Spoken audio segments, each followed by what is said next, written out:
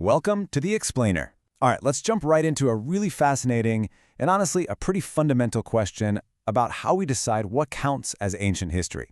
Because it turns out the rulebook we use for one civilization, well, it isn't always the one we use for another. So here's the core of it. On one hand, you've got these global epics like Homer's Iliad or the Epic of Gilgamesh. And historians, well, they often treat them as history with poetry. They're totally fine sifting through the myths to find that little nugget of historical truth.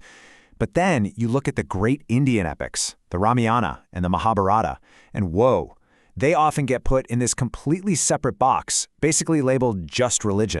And that makes you wonder why the difference.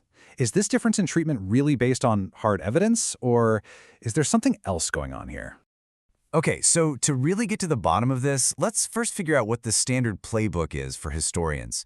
We're going to build what our sources call the Global History Rulebook, and where better to start than with a classic case study, the epic poems of ancient Greece. So the method here is actually pretty straightforward. Look, the Iliad is packed with gods coming down from Olympus, heroes who are practically superheroes. Historians don't waste their time trying to prove that part. What they do is look for the historical core. And guess what? Archaeology delivered. They found the actual physical city of Troy. And not just that, but a specific layer of destruction that lines up perfectly with a late Bronze Age conflict.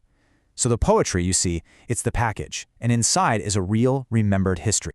All right, let's see if this rule book holds up. We're going to move on to our next case study, the Epic of Gilgamesh from ancient Mesopotamia.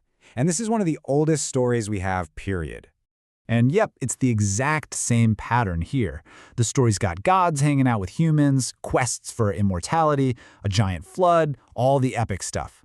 But do historians just toss the whole thing out? Nope.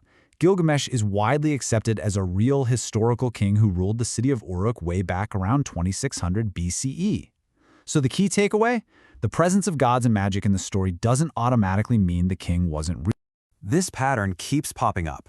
Let's look at early Israelite history, which, for the most part, we understand from the narratives in the Hebrew Bible. Now, these texts are, of course, filled with miracles and incredible divine acts. And yeah, the archaeology for some of these events is really debated, for sure. But again, historians don't just throw the baby out with the bathwater. Take the discovery of the Tel Dan Stele, this ancient stone slab that literally mentions the House of David. That was a huge piece of evidence helping to confirm David as a real historical figure. See the pattern? The practice is to confirm the historical context, not to try and verify the miracle. Okay, one more example to really nail down this global standard. Let's head over to the very foundations of Chinese history and civilization. So, early Chinese history is totally intertwined with its cosmology. You have these semi-divine emperors who rule because they have the mandate from heaven, but again, do scholars just write this off as myth? Not at all. They use incredible things like oracle bones and ancient bronze inscriptions, along with these very same texts, to reconstruct the Shang and Zhao periods as actual, real historical eras. All right, let's take a breath. We've seen a really consistent rulebook, right? Greece, Mesopotamia, Israel, China. Having gods and poetry in your epic doesn't get it kicked out of the history club. Which brings us back to the main question. Why, according to our source material, is India so often treated as the exception to this rule? Well, the argument our source makes is that this difference isn't about the quality of the evidence. Instead, it points to a historical breakdown. It starts with a lot of skepticism back in the colonial era. That leads to indigenous ways of remembering and preserving history getting lost or ignored. And then comes the big one. This artificial wall gets built between religion and history, a separation that just wasn't there in the same way in ancient India. And the great epics? They got shoved over to the religion side of that wall. The source material argues that the decision to label Valmiki and Vyasa, the traditional authors of the Ramayana and Mahabharata, as purely religious figures, while Homer gets to be a poet-historian, wasn't based on some neutral, data-driven analysis. It was a classification choice, a bias in how the material was categorized right from the start. And as you can probably guess, a decision like that doesn't just stay on a dusty library shelf. This kind of misclassification has huge, real-world consequences for how an entire civilization understands its own past.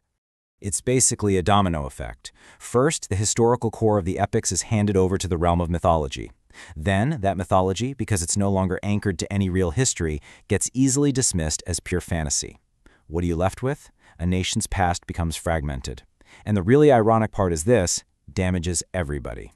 It weakens academic history, which loses a valuable source, and it weakens the living tradition, which is told its deepest memories are just fairy tales.